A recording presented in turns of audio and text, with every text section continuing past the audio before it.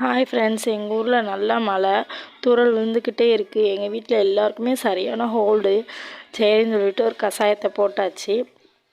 எல்லாருமே வீட்டில் டெய்லி கஷாயம் போட்டு குடிங்க. ஹாஸ்பிட்டலுக்கு போய் காசை கொடுத்து ஊசி போட்டு கஷ்டப்படுறதுக்கு நம்ம வீட்டிலையே நம்ம கஷாயம் ரெடி பண்ணி குடிங்க. கொஞ்சம் சோம்பேறி இல்லாமல் இந்த வேலையை பார்த்தோம்னா நம்ம ஹெல்த்தாக இருக்கலாம்.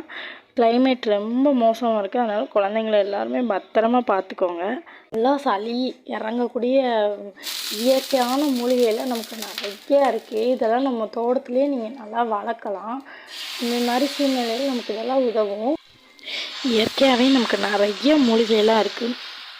துளசி, தூதுவளை, கற்பூரவள்ளி, வெற்றலை, தும்பை, பச்சளை எல்லாமே நல்ல சளி இறக்கக்கூடிய மூலிகை. இதெல்லாம் யூஸ் பண்ணி கஷாயம் போட்டு வீட்டில் எல்லோருமே குடிங்க. கிளைமேட்லாம் பயங்கர மோசமாக இருக்குது, அதனால் குழந்தைங்களெல்லாம் ரொம்ப கவனமாக பார்த்துக்கோங்க.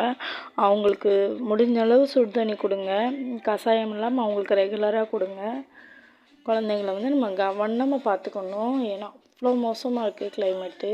இந்த வீடியோ உங்களுக்கு பிடிச்சிருந்தால் லைக் பண்ணுங்கள். பாய்.